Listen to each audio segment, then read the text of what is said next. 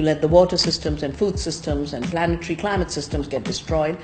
That is the stupidity which rules us today. So our challenge really is against stupidity. Finish the water, you'll find a substitute. Finish the food, you'll find a substitute. But are there substitutes for the real things that make life work? No. The food that they say they'll find a substitute is fake food that is doing huge amounts of damage to our health. And in water anyway they can't create it, they can steal it. So the powerful go to poorer communities to divert more water. I don't think the planet will die. I think the earth is too powerful.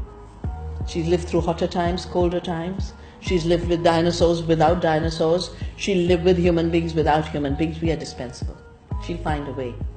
We need to protect our home. Women were left to do the work that was considered not important. Going to war and killing was considered important. Making profits at the cost of others was considered important. That's where powerful men designed it, and they sucked in not powerful men to do their dirty job. Women were left to do the real things, provide the water, provide the food, take care of family.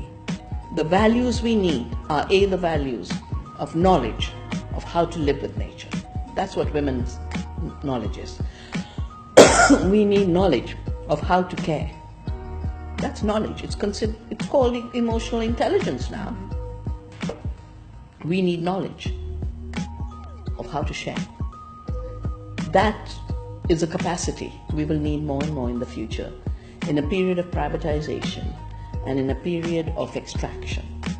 So women, with their caring and sharing, will be the teachers of how to be human in the future.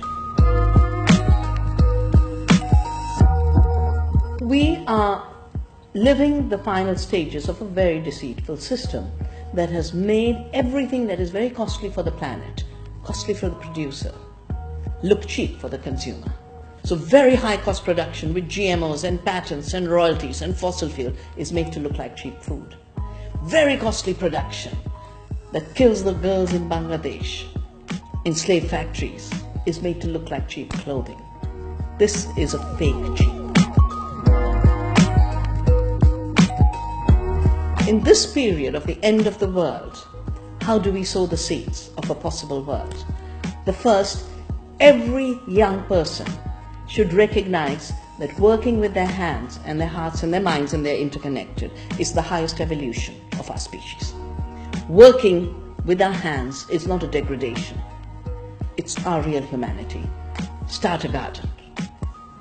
Create a playground in the way you grow food. Save seeds. Cook. It was treated as a backward activity that your mother cooked and was treated as not work. But she is the reason you are sustained.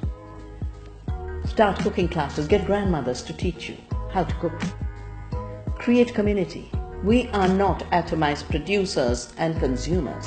We are part of the earth family. We are part of a human family. We are part of a food community. Food connects us. Everything is food. And finally, never be afraid of deceitful, dishonest, brutal power. That is true freedom.